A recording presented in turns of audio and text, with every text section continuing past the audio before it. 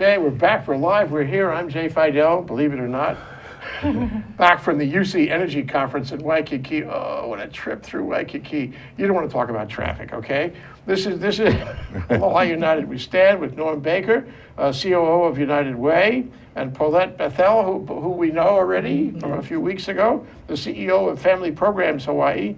And we have a Family Programs Hawaii person also in Judy Aviento. She's a program coordinator in Skills for Success. Welcome to all of you for the show. Thank you, Jay. Thanks for having us. Absolutely. Norm, set the stage. Okay. We've talked over the last few weeks about the dollars that come into Aloha United Way. They come in either designated or undesignated. The designated ones go directly to an agency like Family Programs. The undesignated dollars are split up among three impact areas, we call them: education, poverty prevention, safety net.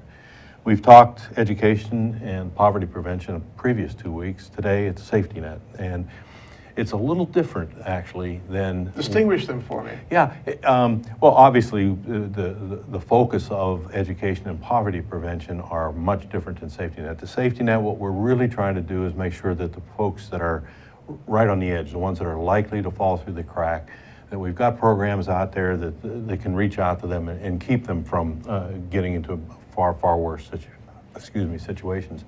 But the real difference between them is the education and the poverty prevention are much more preventative in nature. We recognize that a lot of the funders in the community are unable to fund things that are not going to pay dividends for 10 or 15 years. We're lucky enough to be able to do that. And so Aloha United Way takes a part of that undesignated funding and puts it against things that we know are going to help and reduce get at the root cause of the problem, so that in the long term we're going to solve something rather than just sort of put a Band-Aid on it. Obviously, preventive programs are terrific because, you know, I've told the story before, but when I first took my job at Aloha United Way, there was a newspaper sitting right there on the desk that was bemoaning the homeless problem in 1982. And I said, here it is, 2004. So I said, what, 22 years later and we're still talking about the homeless problem. So if we don't start thinking about what it is that's causing it and get at the root causes of the problem, we're going to be spinning our wheels forever. So we try to do that with those two impact areas, but we recognize, you know, our offices are right near Ala Park. All you got to do is walk down there and see the folks that are in so much need down there. So we recognize that there are folks that have immediate needs right now that we have to reach out to and help. So that's our safety net programs. Yeah. And we actually fund it's about 38 different programs, various places around the island that are meant to be when something's about to go really wrong in someone's life, that they reach out and help them. Prediction analytics. You look at the data, you decide what's coming down the pike, you prepare for it, you invest in avoiding the problem in advance, because to avoid it in advance is a lot more efficient, more inexpensive than dealing with it when it gets here. Far cheaper. Let me give you an example. Our education programs, we have evidence, actually studies done locally, that spending $1 now will save us $4 every year for the rest of a child's life. I mean, that's a substantial amount of money. So if we start working on the root causes of our education system's problems right now, in the long run, we're going to be much further ahead. There'll be other problems. There's always going to be problems, but we can devote our attention and our need, the funding and the resources to other issues. Okay, connect that up now with Family Programs Hawaii. Well, these wonderful people actually deal with a portion of our population that in some ways is hidden. It's the foster kids, and they are in a situation where their families are not able to provide the kind of support that they need for whatever reason. And this program is one of several in the community that reaches out to them and helps them continue to move forward in their lives. And hopefully when they reach a point that they're young adults, they can step into a college or a community college or something like that enables them to really develop an economic future for themselves. And be productive in, Be in the productive, economy. sure, yeah. An economy is a collection of people who produce for the benefit of the community. That's what makes an economy run. And every time you have somebody who's not producing or who's being, a drag on the community, the non-productive element, then everybody else has to pitch in, and that makes the economy run slower. It works to the detriment of everyone. So what you're doing is really at a critical point. So Paulette, tell me how you identified the people you're going to help. Okay. Well, in terms of our foster care population, those families are typically identified to us through DHS. And then depending upon what's going on in the situation, it could be that it's a family that's been identified for neglect or abuse, but it's deemed that this is a family that with the proper interventions that we can help them stay out of the system. So that's our prevention program that we do. We also have support and transition where we go in at different points in their lives, whether it's the youth, whether it's working with the foster parents, the caregivers, to help them support these kids as they're moving along.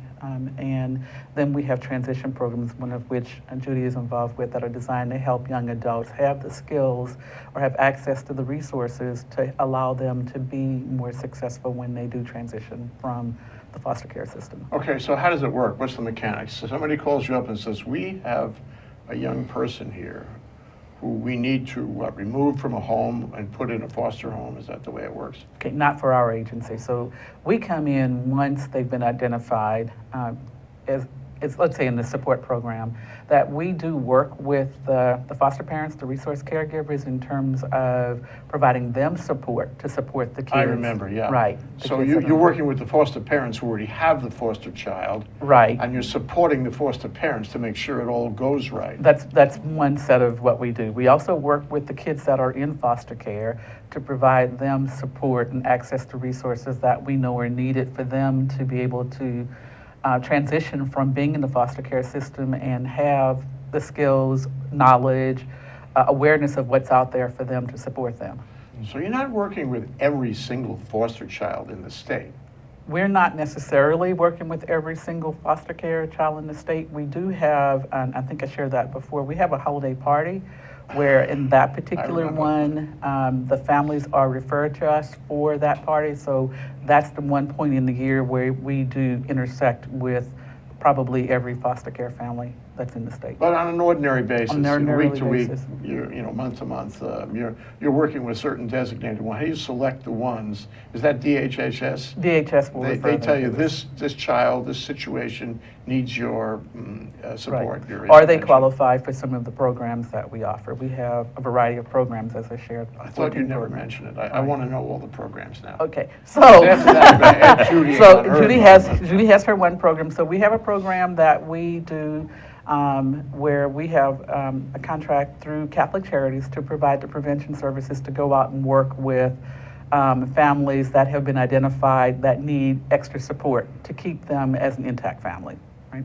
We also have support This programs. is an actual family or a foster care family? No, in this case, it's a family. Okay, Because I actual think, family. Yeah. So as we know, children are far better off if they can stay with their families if it's appropriate. Absolutely. So we will go in and we will try to work with that family, or actually I'm going to say try, we do work with those families to help them be able to work through whatever obstacles that are going on and then help them get access to the resources that they need and evaluate the home environment to ensure that the child is safe. So you want to stabilize this We family? want to stabilize the Because you know family. the family may be in a little trouble here, maybe Right. rocky somehow. Exactly. So you come in. So we and- come in and we work with the families to help stabilize the family unit and hopefully allow the child to stay within the family unit safely. Right. Well, yeah. So we're and talking safety net if here, you but maintain safely, the family, then you're going Right. to help the child within the family. long run. So who does this? How do you do it? Do you send a counselor in? How do you affect this support? Okay, so we have case managers that are assigned to the families and they go in and they actually work with the families one-to-one to help them and then make recommendations for whether or not it's appropriate for that child to stay in that family. Because Or this children. is not necessarily the case. The first thing is to take a look at it Take a closely. look at it, right. And decide whether this can work or not. Right, so that close look is done by DHS. And then we go in and we do the follow-on, we work with the families, we do the assessments, we do the evaluations, we provide them support mechanisms, and then make a recommendation back to DHS as to whether or not we believe that this child is, or children are safe in the family. And we have like an 82% success rate for keeping right. families together. Oh, Yes. that's great. So how do you know when a family has passed? You know what I mean? How do you know that the family is stable enough, you know, to warrant the recommendation to DHS that you're going to continue the family as the place where the child stays? So there are identified parameters that are provided to us by DHS, and they have to meet those identified Example. parameters. So for example, if there's been an accusation of abuse, physical abuse. Yeah. So then we would go in and we would work to ensure that there is no longer a danger of abuse to that child. We'll provide training, we'll work with the family, we'll identify the stressors that may be there that are impacting them, And you'll talk to the child. and we'll talk to the child, absolutely. Yeah. And this is done by It's done by a trained professional. trained professional. This means a social worker, a Yes. psychologist? Social worker. Yeah. Social worker. Okay, on your staff? On my How staff. many people on your staff? Okay, so we have a total of 65 people on our staff, Whoa. of which that work all the different programs that we have. Yeah. And so, and then our VCM program is one program that we have with, it would be upwards of about 15 people. Okay. that go out and work with So let's go to another program, Okay, okay? all right. Give me another example. So we'll pick another one that would fall under the safety net. This is a program that we have out in Maile. It's a receiving home for children that have been identified for removal from the home, but DHS is awaiting finding an appropriate placement, ideally Okay. with a family. This is not a foster care home, this is a sort of an interim It's an home. interim home for children to go while DHS identifies whether it's getting them with their family, right, being an Ohana placement, or with an appropriate foster care home that's been identified. You maintain this home? We maintain This this is- home. You own or rent it and you control it, yeah? Well, we do it in partnership with DHS, but we're the ones that are actually You're managing it. responsible for it and managing it. Yeah, okay. Yes. How big is it? Well, it can hold up to 17 children. We have 17 beds that are there, and it's done in partnership with our benefactor that helped to build the home, Mike Wood, with Hawaii He Self provided this as a And he charitable provided it as a matter. charitable matter. Good for and him. then- Mike Wood, good guy. Right, so, Good for you. so yeah, really good guy. And the thinking behind that, which Mike was a driver with it, is to make sure that when kids are in that interim space, that they have a home-like atmosphere that they can go to and feel safe. So you have counselors living there? You We have a actual 24-hour, 24/7 local staff. parentis kind of people who Yes. act as a sort of family structure. Family people. structure for them, and Yeah. wonderful staff, Yeah. and really dedicated to the Yeah, kids. yeah. Well, Norm, are you impressed yet? Very. I work with these agencies all the time, but you lose track of all that they're doing, and it's just wonderful. I wanted to make a point too, Jay. We're working on the homeless problem, right? Well, one of the sources of homeless entering, it's sort of an entry portal, if you will, for the homeless, is the foster kids that age out of the system. We've identified 3 really primary places where folks enter the homeless channel, and one of them's incarceration, people coming out of incarceration. Are they being discharged from jail onto the street? They have no support system, and where else do you go? Exactly. And then there's those that are constantly using the hospitals, and when the hospitals treat them and they discharge The them. emergency rooms. Right, Yeah. back onto the street. The third one that we're fairly certain is fairly substantial is the foster kids that are aging out of the system. And so one of the things that we want to do, and hopefully we're going to be working on it here in the near term, is a study of how those mechanisms are working, how we can intervene just before that those folks are discharged It's in the that wrong predictive place. analytics. Exactly. And it's identifying where the problem is about to happen so that we can then put a system in place that So prevents it. important. I'm It really is, impressed. yeah. You need to have a special kind of intelligent approach, an analytical approach Mm-hmm. in order to do this third leg of the stool, the Aloha United stool. Right. Yeah. So you've been so quiet, Judy. Let's talk to you. What programs are you involved in the family program? I'm currently the program coordinator for this brand new program we have. It's called Skills for Success. So basically this brand new program is really working with the youth in foster care. as well as the resource caregivers. So we are focusing on the older youth in foster care. So the older youth, 14 to 18, who are getting ready to be on their own. So we do a lot of skills, soft skills, to kind of help prepare them for, when they're on their own at the age of 18. So we have skills on different areas like housing, teaching them how, what the housing resources are for them and how they can really, utilize it so that when they are on their own, they have that safety net, so they don't get into homelessness. Yeah. Oh, that's really interesting. So what other soft skills do you give them? I mean, we don't realize that people in our community don't have some skills. We talked about this Right, the before. last time. We don't have skills. We assume they have these basic living, engaging in the economy kind of skills, and we find out they don't. Right. And these are the skills you're talking about. What other skills aside from finding a house?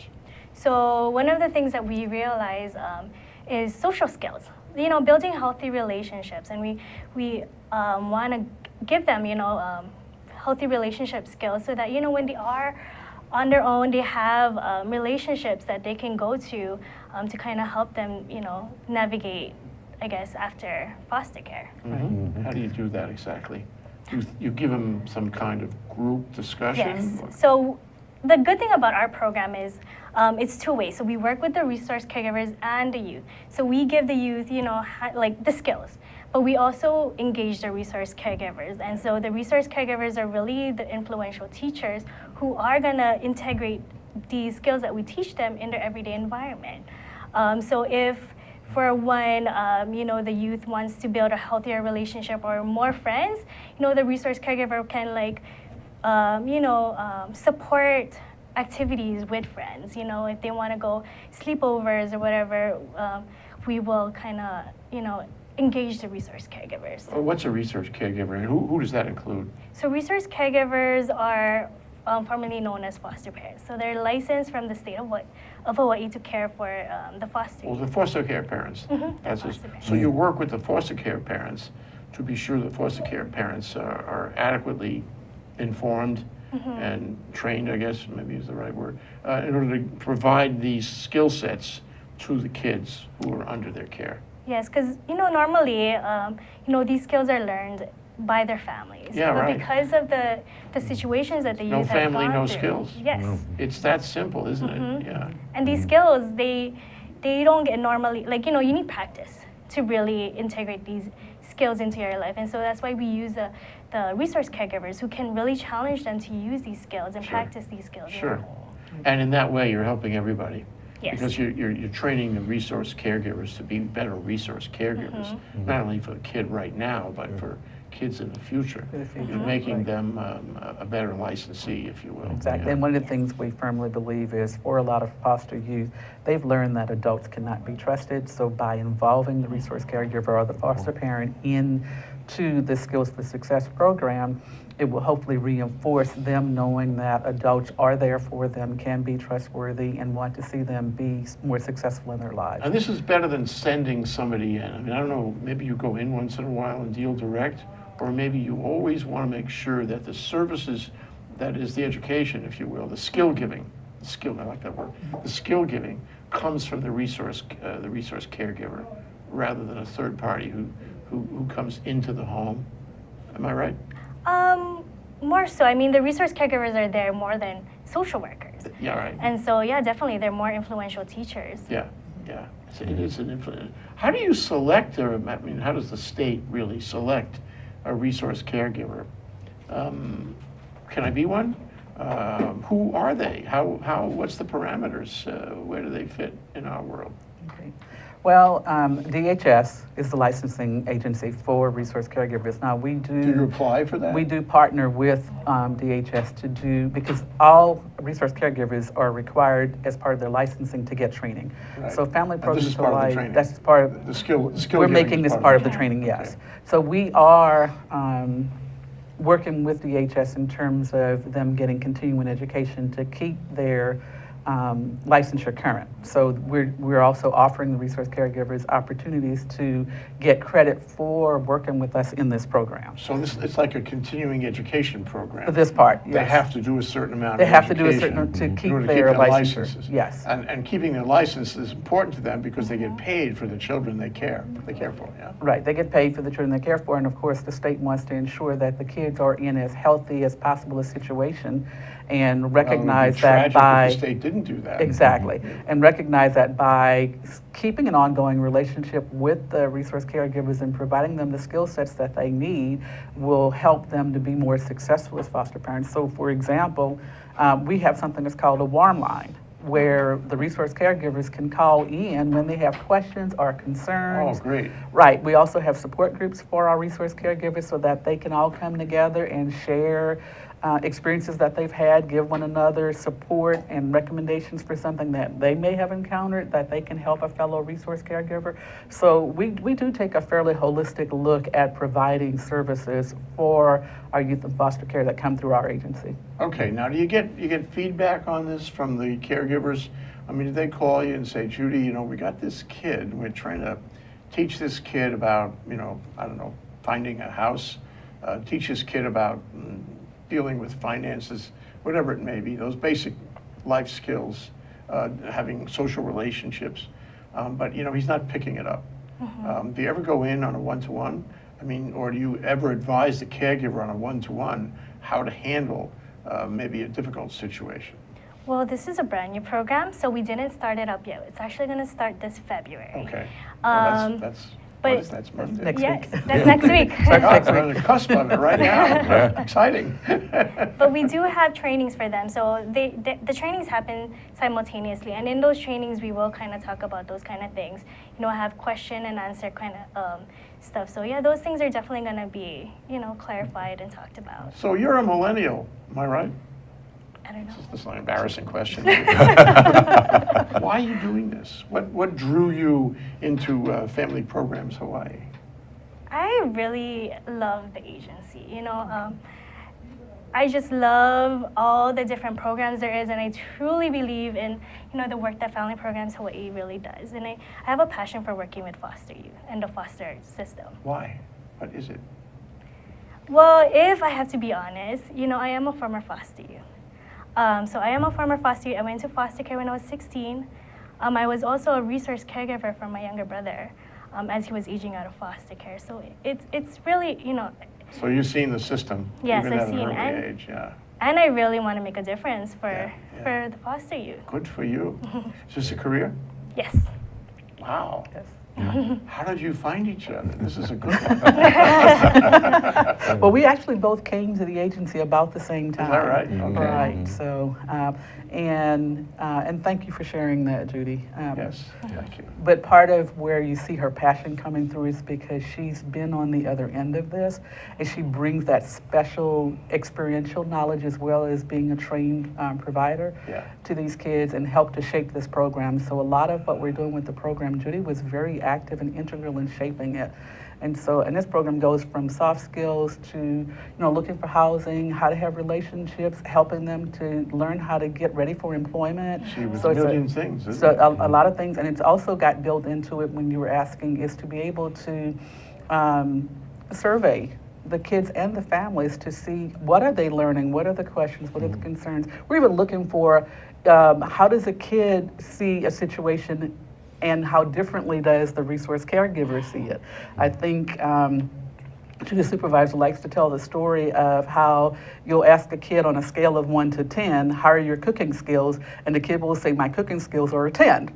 And if you talk to their resource caregivers, It's one. they'll say it's a 1 or a 2, right? But then it ends up being a place for measurement, because then we can look at from the time that they start the program and the kid has identified themselves as a 10 and their parent has identified them as a 2, that at the end of the program, when they go back in and they check in again, the kid and the resource caregiver may come in closer where they'll say that, you know, he or she is at a 5 or a 6 and they're in agreement because they've been communicating about it.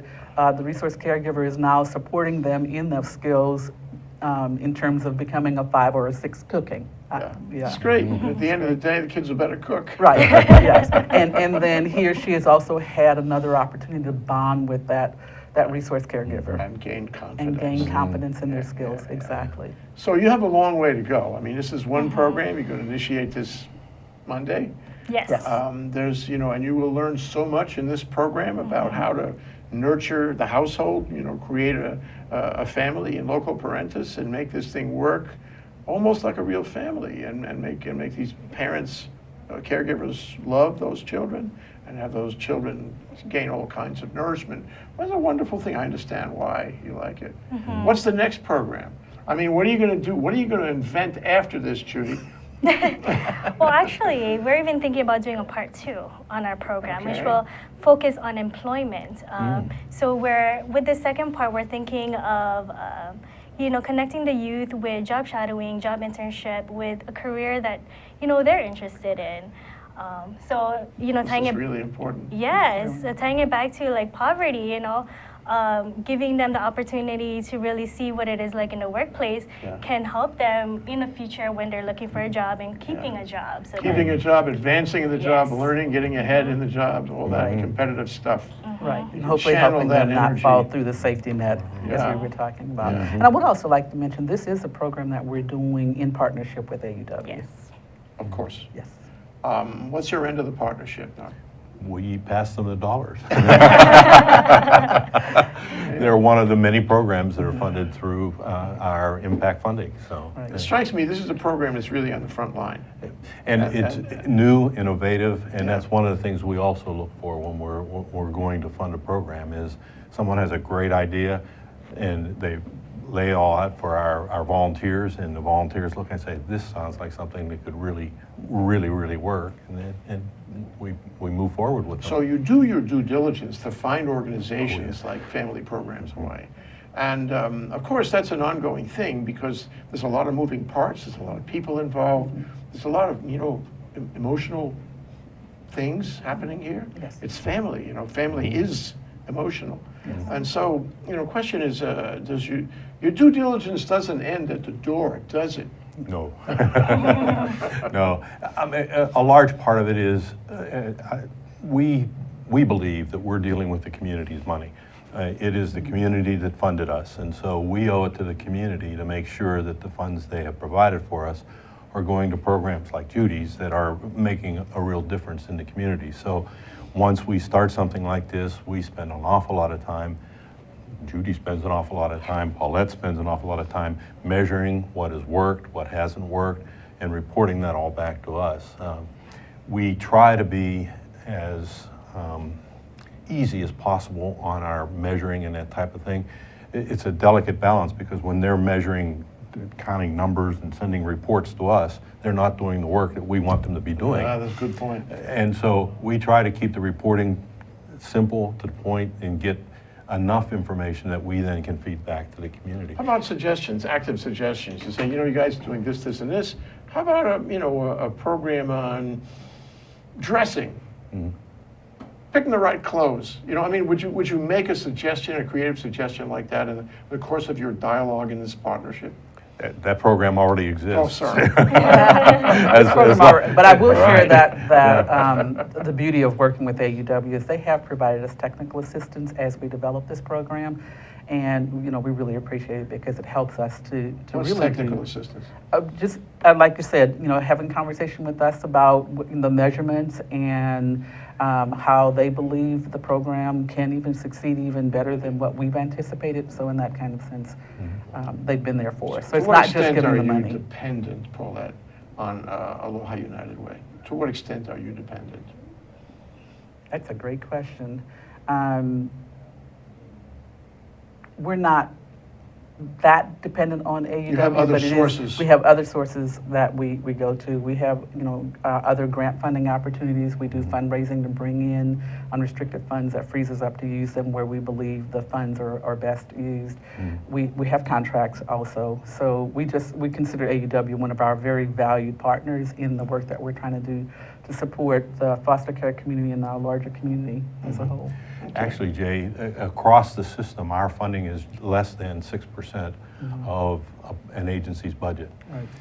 But it's important to understand that that 6% is very, very unique dollars. As Paulette says, a lot of contracts, a lot of grants, and many of those come with lots of strings attached. You can buy this, you can't buy that, you can't have this, but you can have 2 of those. And our dollars are passed without restriction. And so it's money, we call unrestricted dollars. It's money that we say to the agency, we know that you're doing good work, deliver the outcomes that Judy's going to deliver with her program, and how you spend the money that we send you, that's your business. I love that. I think that's beautiful. Yeah. You trust them. You are supporting their mission in general. You're supporting them as individual executives and staff. So you're not going to, you're not going to hack them, with Sure. details. And they're the experts.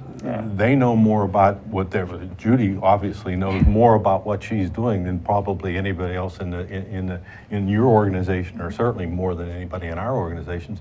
So why would we ever question her judgment about what is the best thing to do in a program? Right. Obviously, there's limitations. There has to be, but basically, In general, it's a value judgment about the value of the agency and its people. exactly. This is great. This is great. This is the way it should be, in my opinion, it should be done. So what's the future of Hawaii programs?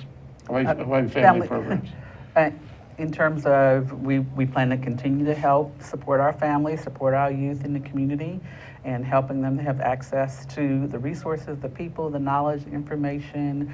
We want people to be healthy, have good well-being, and be successful in life, and that's whether it's the youth or the people that are supporting them. So. And I guess the question I'm also asking is, what do you see, and I'm going to ask you this too, Judy, what do you see as the trend in Hawaii? Are we having more of these issues, fewer? Are we having the need for more foster care homes, or fewer? So the numbers for foster care in Hawaii have been drastically reduced, and that's part of a plan. That is a plan by DHS because the research and statistics really shows that kids are better off if we can maintain them with their families, or with their more extended ohana, if you will, to try to keep them connected to their families. That's the best outcome and best predictor But for. the services are similar to a foster care family and to a real family. You're trying to help the family. We're trying to help the family remain Whatever kind of intact family it is. and give the children a healthy environment where they're allowed to grow, Yeah. right, and sustain in their lives. So yes, in that sense, it's similar. But at the same time, although we have a reduced number, which is what we want, is because we do want kids, when it's appropriate, to stay in their families, there's still a need to provide the support for the kids that are in the foster care system and to be able to help them transition out. And now it's the ages to 21. To be able to transition out and hopefully step into the world with greater skills, greater knowledge, greater access to the resources, hopefully through programs like what Judy is doing to help them have this sense of family when they do transition, so they don't feel like they're all out there on their own. So the state has been working vigorously to come up with programs to support this particular segment of the population.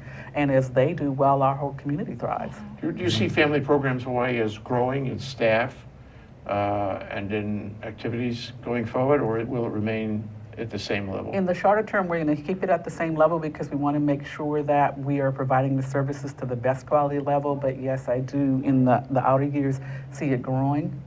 And Judy, what about you? I guess if I asked you, the quality of the programs and the services offered, at least in your neck of the woods on this, has improved since you've been there. And I suppose there's an efficiency question. If the programs are better, you get a better bang for your buck, so to speak. You get you're doing better work at the point of contact, so to speak. What do you think is going to happen in the future? What do I think? Quality of the programs. There's a lot of different programs, but I could talk about my program. Yeah. So definitely with my program, it's different. I mean, we have programs, or the state has programs to help youth with the skills, but they don't engage the resource caregivers, and they're so key. And so with that engagement, I think there are going to be better successes for the kids. Then you'll come back and talk to us some more. Yes. okay? And you, Norm, what have you learned today? I mean, I knew you knew it all to begin with, but what have you learned today?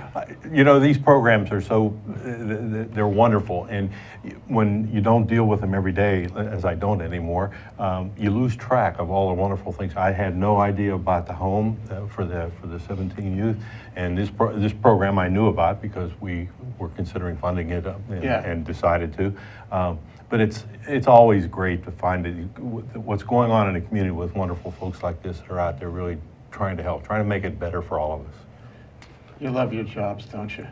Yes. And I love having you here, I do. Thank you so much, Norm Baker, and Judy Aviento, and Paulette Bethel. And thank you for having us on the show. We Yeah, appreciate thanks it. so Come back again soon. Thanks, Jay. Aloha.